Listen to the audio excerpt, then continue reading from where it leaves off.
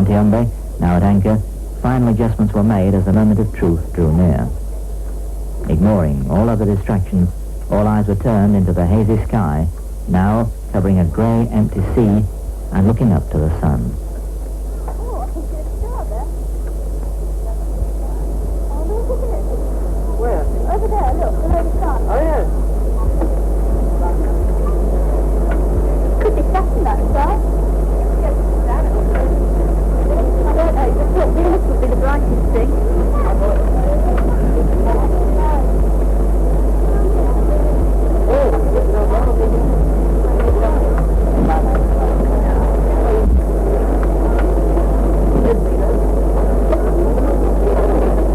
One of Dr. Madison's cameras was focused on the sun through a prism to film the flash spectrum immediately before totality.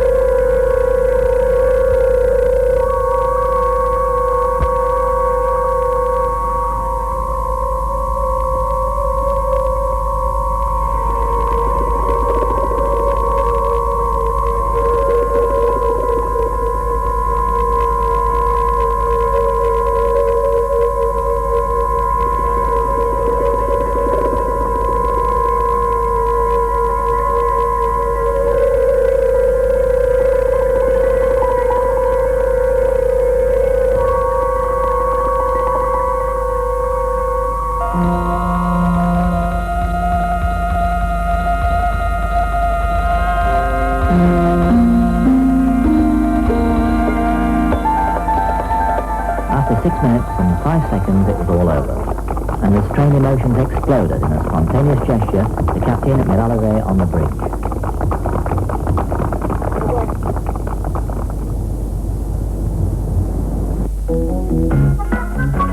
Monte Umbe was quickly underway once again, and whilst the sun was still in the process of reasserting itself, celebrations started with champagne on deck.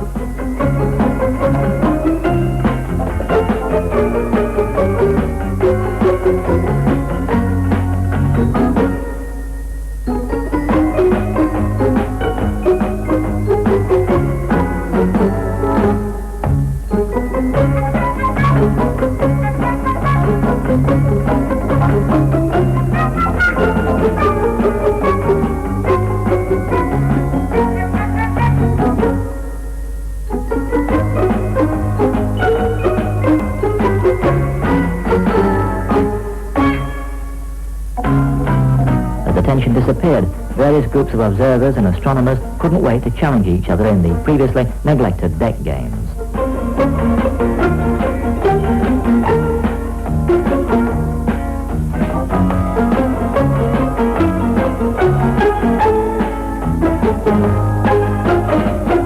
By sighting on the sun and the star Sirius during totality, it was established that the ship had been anchored at a position less than 3 ships' lengths from the centre line of the eclipse.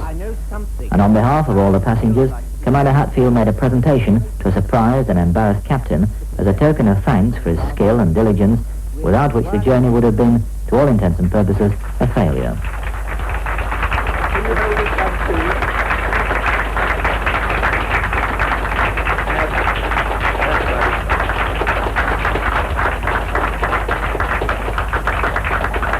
Gentlemen, I have to say first, I am a very sensitive person. The other evening, when you gave me that demonstration of affection in the dining room, I was speechless. Now I am nearly speechless and breathless with this wonderful surprise. I would like to be, on this moment, like a music composer or a poet, because, in my opinion, deep feelings... A quiet, unassuming man, Captain Maraeve was obviously very moved.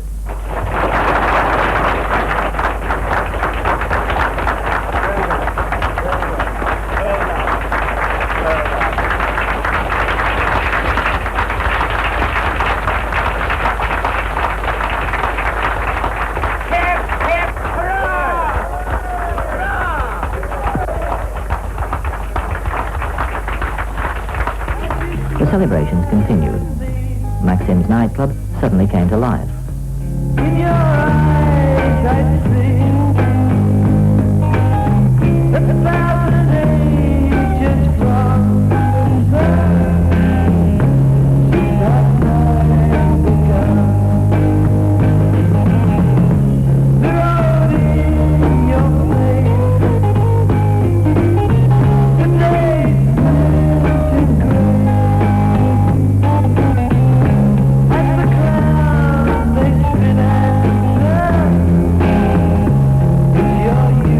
But the eclipse was far from being forgotten. Well, there we are. The eclipse is over. And I think everybody on board this splendid ship will remember today as long as they live. I've seen many beautiful photographs of the eclipse, and through the camera lens it looked much the same. But between shots, when I looked at the eclipse itself, I was absolutely astounded at the clarity, the crispness, the beautiful pinks and blues and oranges and yellows I saw. Absolutely fascinating. Well, I'm glad I came. I thought the whole thing was really fantastic. But the thing that impressed me most was the atmosphere. The minute before the sun reappeared, everyone was so relieved to see it. What struck me was the sudden onrush of darkness and the silence all round, broken only by the clicking of about 300 cameras. Of course, it was the longest total eclipse that I shall ever see, and I personally shall never forget it. The real life thing is far better than any photograph you can ever see. But I think the most outstanding event was the diamond ring effect at the end of the period of totality. Well, this is my fourth total eclipse, and there's no doubt at all in my mind that this was the best yet. Conditions weren't absolutely ideal, but they were pretty good. We got the inner corona, we got those magnificent prominences, which we'd rather expected because of the sunspot distribution. And although we didn't in fact get the outer corona, it really didn't matter. One thing that impressed me was the colour of the sky. It was a curious dark blue mauve, a kind of eerie lighting that I had never seen before. You couldn't see many stars. You saw two planets, Venus and Saturn, and that was about it. And of course my own particular program of hunting for unknown comets was more or less wrecked. But this is a very minor point. All in all, I think it has been a most tremendously successful eclipse, most impressive, and one thing that did strike me particularly was the sudden increase in light as the moon's shadow raced away across the ocean. I've never seen anything like it. And I have, I may say, set up one more personal record. Just before totality, I bent down to pick up a special lens for my camera, and I now claim that I am the only amateur astronomer ever to have split his trousers 2 minutes before totality. I said split my trousers. And now the equipment full decks were empty. Well, the tension's off and the eclipse has been observed. And here we are now on our way back to Liverpool after what must have been one of the most exciting of trips that many of these passengers have ever been on and ever likely to go on again. When we look at the sky now, we wish that this had been the condition of the sky when we saw the eclipse. But we'd had a hazy sky that day, and in spite of these conditions, we were able, I think, to get successful pictures. Everyone on board would say that they had a very successful observation session. 6 minutes of utter chaos, but all the results we wanted to get. When we think about this particular project, it's been observed perhaps more than any other single event astronomically of the century. It's been observed from the sea, it's been observed from the land, it's been seen by rockets and also by high-flying aircraft. The Concorde was sent to an altitude of something like 52,000 feet, and it extended the totality period to something like 74 minutes. 74 minutes of observation of the infrared outer atmosphere of the sun.